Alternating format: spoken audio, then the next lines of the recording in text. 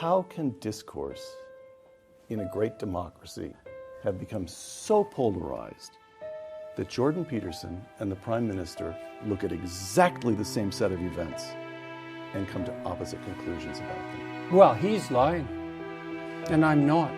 So that's a big part of the issue. I don't believe that he ever says a word that's true.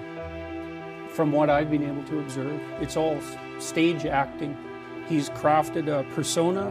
He has a particular instrumental goal in mind, and everything is subordinated to serve that. Why? So, what's the motivation? The same motivation that's generally typical of people who are narcissistic, which is to be accredited with moral virtue in the absence of the work necessary to actually attain it. He's playing a role. You know, the swastika thing, it's like really just untrue. About Canadians, really, we're going to be worried about Nazis in Canada? Because I had protests, for example, where people accused me of attracting Nazis. First of all, that just isn't a thing in Canada. There isn't a Nazi tradition. And I don't know anyone in Canada who's ever met anyone who's met someone who was Canadian and who is a Nazi. And so that's just a non-starter. And so when that sort of thing gets dragged into the conversation, right off the bat, you know, the Canadians shouldn't be subjected to the inherent violence of a swastika. First of all, it's not even obvious what that swastika was doing there. There's reasonable evidence to suggest that the person who was waving it was either a plant or someone who was making the comment that that was what was characteristic of the government, not of what they believed. Now, no one knows, because the story around that event is messy, and it's not like there were credible journalists who were going in there to investigate thoroughly. But to use that and the Confederate flag issue is exactly the same thing. You know, the story in Canada, our Prime Minister implemented the Emergencies Act, and so the question was why? And so I went on Twitter when this was trending and read at least 5,000 Twitter comments to try to get a sense. These were people who were supporting Trudeau in his application of the Emergencies Act. And I was trying to figure out, okay, well, what do they believe is happening? And the story seemed to be, and this is as far as I can tell, and maybe I'm wrong, the story was something like, "Make America Great Again." Conservative Republicans on the, pretty far right were attempting to destabilize Canadian democracy.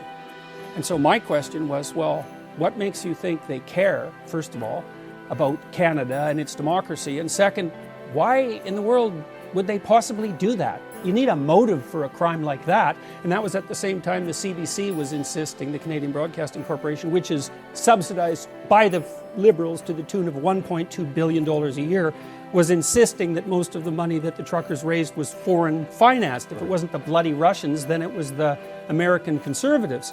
And so that all turned out to be a complete lie. And so, fine, it's Republican right-wingers trying to destabilize Canadian democracy. Why? No one has an answer for that, because what's in it for them? And then, okay, 3 days later, the Emergency Act was lifted. And I thought, okay, now what are they going to make of that? What could possibly be the rationale for that? And the rationale was, well, that just shows you how effective he was. We had this coup ready to go that was financed by Americans, apparently, and our Prime Minister acted so forthrightly that we only needed to be under the strictures of the Emergency Act for 3 days. It's like, okay, I don't even know what sort of world I exist in where those things are happening. So, and then Canadians, why do Canadians buy this to the degree they do? And I think they're faced with a hard choice, because in my country, for 150 years, you could trust the basic institutions. You could trust the government.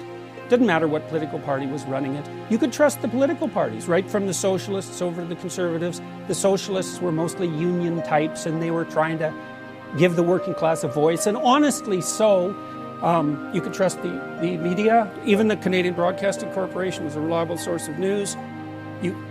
None of that's true now, and so Canadians are asked to make a hard choice, or were in the truckers' convoy situation, and the choice was, well, either all your institutions are almost irretrievably corrupt, or the truckers were financed by right-wing Republican Americans. Well, both of those are preposterous. you might as well take the one that's least disruptive to your entire sense of security. And so I think that's what Canadians did mostly.